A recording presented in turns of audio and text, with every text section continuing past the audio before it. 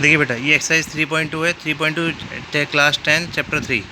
3.2 exercise के question number 1 मैंने last video में समझाया था आपको। अब जो मैं क्वेश्चन करा रहा हूँ आपको, उससे पहले कुछ ग्राफिकल रिप्रेजेंटेशन है वो देख लीजिए कि जो ग्राफ होता है चैप्टर नंबर 3 के अकॉर्डिंग, वो ग्राफ 3 टाइप्स में बांटा गया है। 1 2 3। देखो, हमारे पास ये चैप्टर है लीनियर इक्वेशन इन 2 वेरिएबल्स। हमारे पास जो भी दो इक्वेशन दी जाती हैं वो किस फॉर्मेट में दी जाती हैं? a x1 b y1 plus c1 is equal to 0, ax2 plus by2 plus c2 is equal to 0। ये दो तरह के लीनियर इक्वेशंस होते हैं हमारे पास। इन दोनों इक्वेशंस का अगर हम ग्राफ प्लॉट करते हैं, मतलब जो भी हमें इक्वेशन दे रखी होती है, अगर हम उसका ग्राफ प्लॉट करते हैं तो या तो वो ग्राफ इस तरीके का बनता है कि दो लाइन जो होती हैं वो दोनों लाइन आपस में इंटरसेक्ट कर जाती हैं, यानी कि इसे बोलते हैं यूनिक सॉल्यूशन। Unique solution. दूसरा नाम है इसका इंटरसेक्टिंग ग्राफ। इंटरसेक्टिंग ग्राफ, ठीक है। थर्ड है इसका ओनली वन सॉल्यूशन। ये डिफरेंट नेम है इसके। और फोर्थ है इसका कंसिस्टेंट, कंसिस्टेंस, ठीक है। सेकंड टाइप का जो ग्राफ होता है हमारे पास, उसके अंदर क्या होता है, ये दोनों जो लाइन है, अगर हम इसे ग्राफ ड्रॉ करते हैं तो दोनों लाइन एक दूसरे के पैरेलल आते हैं। जैसे कि एक लाइन का ये ग्राफ ड्रॉ हो गया और दूसरी लाइन का ये ग्राफ ड्रॉ हो गया, मतलब दोनों लाइन के हैं आपस में पैरेलल, तो इसका नाम क्या होता है? Parallel line. दूसरा नो सॉल्यूशन। ऐसे जब भी इस तरह का ग्राफ बनता है तो हम क्वेश्चन के अंदर कोई सॉल्यूशन फाइंड आउट नहीं कर सकते। थर्ड होता है इनकंसिस्टेंट, ठीक है। थर्ड टाइप का ग्राफ जो होता है, उस ग्राफ के अंदर इन दोनों जो लाइन की जो इक्वेशन होती है उसको जब हम ग्राफ बनाते हैं तो लाइन जो होती है, एक ही लाइन के ऊपर दूसरी लाइन ऑटोमेटिकली ड्रॉ हो जाती है। पहले एक लाइन ड्रॉ होगी, दूसरी लाइन के जो पॉइंट्स होंगे वो पहली लाइन के ऊपर ही आएंगे, मतलब दोनों लाइन एक दूसरे के ऊपर आएंगी। ऐसी कंडीशन को बोलते हैं कोइंसाइड। दूसरा नाम, इसका नाम होता है ओवरलैपिंग, एक के ऊपर एक का आना। थर्ड नाम है इसका मैनी सॉल्यूशन और फोर्थ नाम है इसका कंसिस्टेंट। ये फर्स्ट केस और थर्ड केस, ये दोनों क्या होते हैं? कंसिस्टेंट होते हैं। और सेकंड केस होता है इनकंसिस्टेंट, क्योंकि हम इसके अंदर आंसर नहीं निकाल सकते। अच्छा, हमारे पास कोई भी क्वेश्चन आ जाए उसके अंदर हमें क्या बनानी पड़ती है? दो इक्वेशन बनानी पड़ती हैं। ये जो दो इक्वेशन होती है, मैंने लास्ट जो क्वेश्चन कराए थे उन सब में दो इक्वेशन बनी थी। अगर ये दो इक्वेशन बन जाए और बिना सॉल्व करे, बिना ग्राफ बनाए, हम कैसे पता करेंगे कि ये कौन सी कंडीशन है? हमें ग्राफ नहीं बनाना और डायरेक्ट बता देना है कि वो ये वाली कंडीशन है, ये कंडीशन है, ये वाली कंडीशन है। देखो, लेट सपोज मैंने क्वेश्चन लिया 3x plus 2y plus 7 is equal to 0, और फिर दूसरी लिया मैंने 13x plus 10y plus 9 is equal to 0, ठीक है। तो इसके अंदर सबसे पहले हम क्या करते हैं? a1 a2 b1 b2 c1 और c2, ये तीनों चीज़ निकाल लेते हैं। कैसे? a1 की वैल्यू 3, इसकी वैल्यू कितनी है? 13, यहाँ कितना है? 2, यहाँ कितना है? 10, ये कितना है? 7 इज इक्वल टू 9। सबसे पहले ध्यान रखना, जब ये 7 वैल्यू इधर नहीं होनी चाहिए। अगर ये वैल्यू इधर होगी तो पहले आप इधर लेके रहोगे, तब जाके आप उसको c1 डिक्लेयर करोगे। मैंने क्या किया, a1 अपॉन a2 की वैल्यू का रेशो निकाला 3/13, b1/b2 को निकाला 2/10, कट किया, कितना आ गया? 1/5। ये दोनों इक्वल नहीं है ना, तो यानी कि क्या आया? a1/a2 is not equal to b1/b2। a1/a2 b1/b2 के इक्वल नहीं है। इसका मतलब इस वाले पॉइंट का ग्राफ हमेशा क्या बनेगा? यूनिक सॉल्यूशन बनेगा। यानी कि ये हमेशा क्या है? ओनली वन सॉल्यूशन का ग्राफ बनेगा। अगर आप ग्राफ बना के देख लेना चाहे, ये बनेगा ओनली वन सॉल्यूशन। इसकी जो लाइन होंगी हमेशा क्या करेंगे? इंटरसेक्ट करेंगे आपस में, मतलब इस वाली कंडीशन ग्राफ है ये।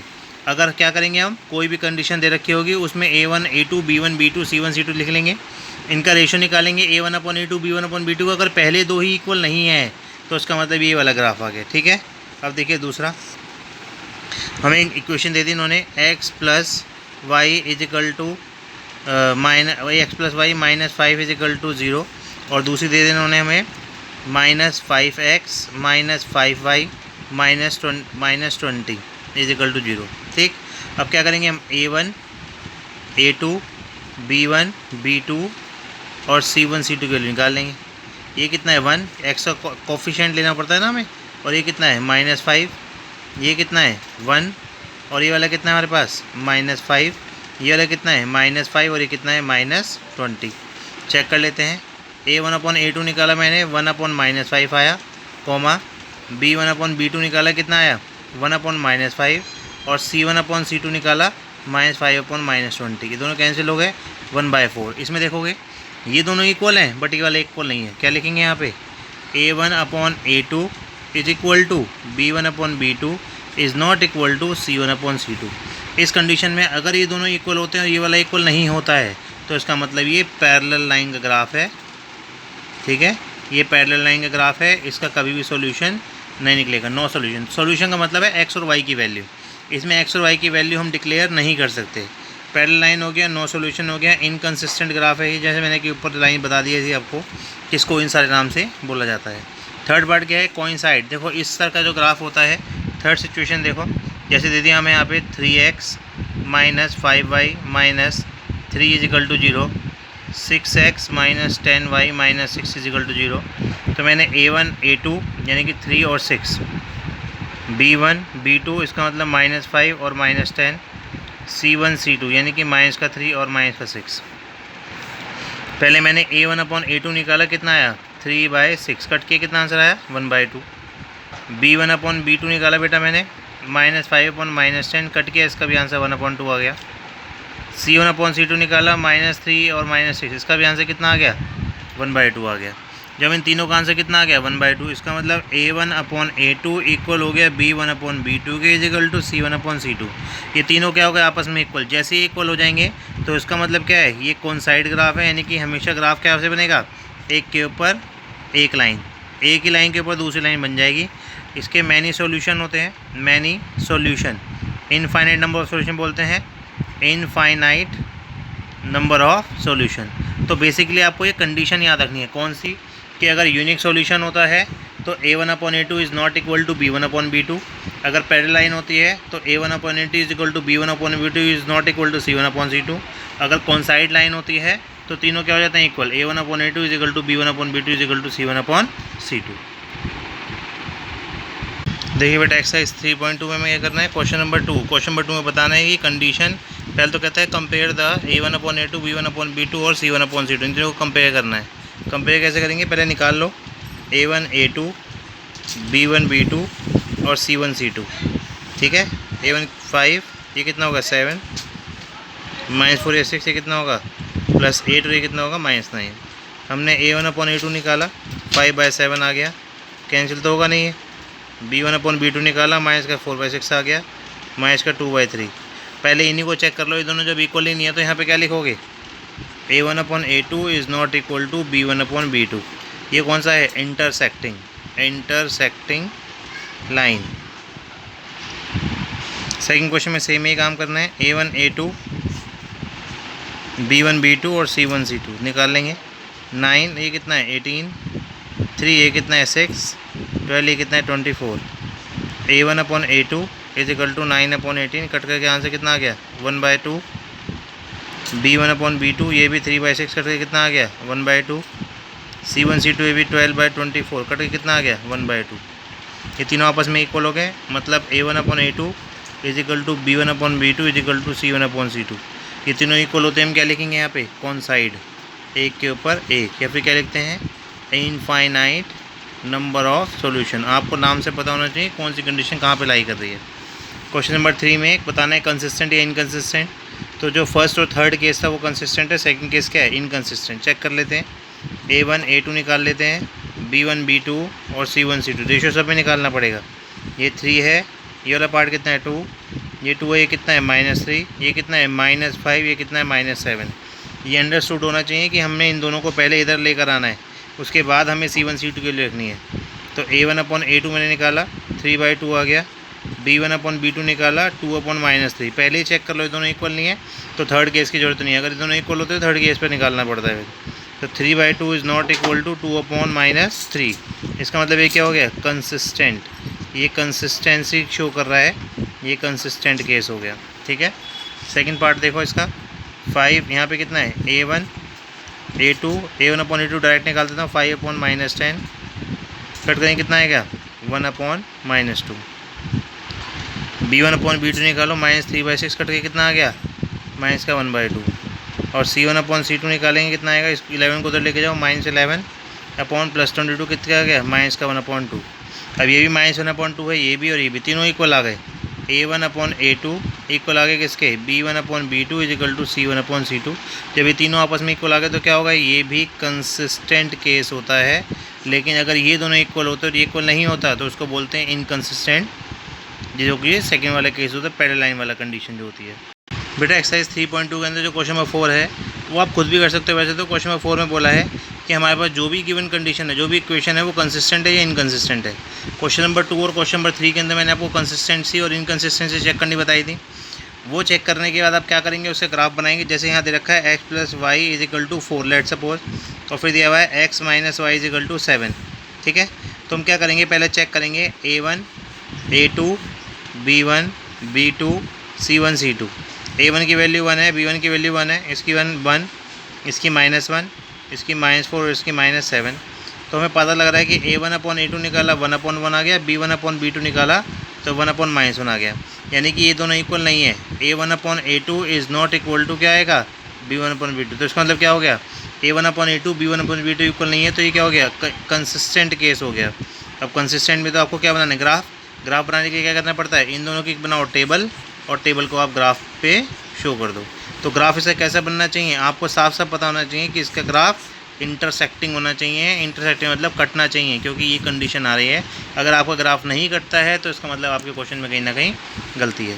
क्वेश्चन नंबर 5 देखो, उसने बोला है half of the perimeter is 36। पहले लिख लेते हैं, हाफ ऑफ द पेरीमीटर कितना दे रखा है, 36। जब पेरीमीटर का हाफ 36 है और क्या रखा है उन्हें कि length is 4 more than the bread, तो बेटा हम पहले लेंथ को x डिक्लेयर कर लेते हैं और ब्रेड को y। अब इन्होंने बोला है पेरीमीटर का हाफ कितना है, 36। पेरीमीटर होता क्या है, पेरीमीटर होता है 2 ब्रैकेट L + B, लेकिन उसने बोला पेरीमीटर का हाफ, तो हम पहले हाफ कर लेते हैं। हाफ कर दिया, P/2 कितना दे रखा है, 36, और यहाँ पे क्या है, लेंथ प्लस ब्रेड। लेंथ कितनी है x, ब्रेड कितनी है y, कितना आ गया ये 36। ये आ गई इक्वेशन नंबर 1। और हमें तो 2 इक्वेशन चाहिए होती है। उसने बोला है कि length is 4 more than the bread, कि लेंथ जो है वो ब्रेड से 4 ज़्यादा है। तो एक इक्वेशन ये आ गई, इसको उधर ले आओ चाहो, x - y कितना आ गया, 4। अब इसको हम ग्राफ का यूज़ करके प्लॉट कर सकते। ग्राफ कैसे बनाएंगे इसका, पहले इसकी टेबल बनेगी x y की, फिर ग्राफ प्लॉट होगा, फिर यहाँ पे टेबल बनाएंगे, फिर x y, तो हमारे पास इसका पूरा का पूरा आंसर आ जाएगा। ग्राफ कैसे बनना चाहिए इसका, इंटरसेक्टिंग बनेगा, तभी हमारे पास इसका आंसर डिक्लेयर हो पाएगा। ठीक है, नेक्स्ट क्वेश्चन देखो बेटा, कहता है 2x + 3y - 8 = 0। कहता है इसके साथ इसी के जैसी एक और इक्वेशन बनाओ, construct an equation which gives unique solution. जो इस लाइन के साथ यूनिक सॉल्यूशन निकाले। देखो बेटा, इस लाइन को मैं दोबारा से लिख देता हूँ और सीधा सा तरीका बताते हैं। हमें A1 B1 C1 2 3 और -8 गिवन है। ठीक है, मुझे A2 B2 और C2 की वो कंडीशन बतानी है जिससे कि हमारे पास यूनिक सॉल्यूशन आ जाए। अब यूनिक सॉल्यूशन में क्या कहता है कि A1/A2 is not equal to B1/B2। बोलता है A1/A2 is not equal to B1/B2। तो मैं क्या करता हूँ बेटा, इसका डबल कर देता हूँ, इसका ट्रिपल कर देता हूँ। देखो, इसका डबल करने पे मिलेगा 1/2, उसका ट्रिपल करने पे बनेगा 1/3, जो दोनों आपस में इक्वल नहीं होंगे। ये तो तरीका होता है इसको बनाने का। ठीक है, इक्वल टू यहाँ कुछ भी डाल दो 10। तो यानी इक्वेशन क्या बनी, 4x + 9y + 10 = 0। अब देखो, ये वाली कंडीशन इसके साथ कभी भी कोई और सॉल्यूशन नहीं देगी, सिर्फ क्या देगी, यूनिक सॉल्यूशन। सेकंड पार्ट में कहता है कि इसको पैरेलल लाइन की कंडीशन बनाओ। तो पैरेलल लाइन की कंडीशन में पढ़ा था हमने, A1/A2 = B1/B2 is not equal to C1/C2। मैं A1 B1 और C1 लिख देता हूँ, 2 3 और -8। अब मुझे A2 B2 और C2 लगाना है। ठीक है, अब A2 B2 C2 कैसे, मैंने इसका भी डबल कर दिया, इसका भी डबल कर दिया, और इसका डबल नहीं किया, इसका 10 लगा दिया। ऊपर वाले क्वेश्चन में थोड़ी गलती हो गई, 3 2 6 आएगा यहाँ पे, क्योंकि डबल किया ना मैंने, 2 2 4 3 2 6, यहाँ 6 आएगा। अब ठीक है, और यहाँ पे 2 आ गया, 4 3 का डबल 6 हो गया। इसको डबल नहीं करना, अगर मैं इसको भी डबल कर दूंगा तो मेरे पास कंडीशन गलत हो जाएगी। अब देखो, चेक करो कि A1/A2 1/2 इजिकल टू है B1/B2 के 3/6 is not equal to C1/C2, क्योंकि इसका कट के 1/2 नहीं आएगा। तो इसका मतलब ये क्या है, पैरेलल कंडीशन हो गई। थर्ड में कहते हैं बेटा कौन साइड कैसे करेंगे, A1 B1 और C1, इन तीनों को लिख देते हैं हम। A1 कितना है हमारे पास, 2 ये कितना है 3, ये कितना है -8। तो मुझे अब A2 B2 C2 की कैसे ले निकालनी है, इसका डबल कर दो, इसका डबल कर दो, इसका भी डबल कर दो, अब निकाल लो। A1/A2 कितना आ गया 2/4, कट करके आएगा 1/2। B1/B2 इसका भी 1/2 आ जाएगा, और C1/C2 करके भी 1/2 आ जाएगा। इसका मतलब तीनों क्या हो गए, इक्वल हो गए। तो कौन सी आ गई, कौन साइड इक्वेशन आ गई। क्वेश्चन बना भी दो, 4x + 6y - 16 = 0। यहाँ भी नहीं बनाई थी मैंने, 4x + 6y + 10 = 0। एक इक्वेशन ये आ गई, एक इक्वेशन ये आ गई, एक ये आ गई। ये बनाएगी यूनिक, ये बनाएगी कौन सी पैरेलल, ये बनाएगी कौन साइड।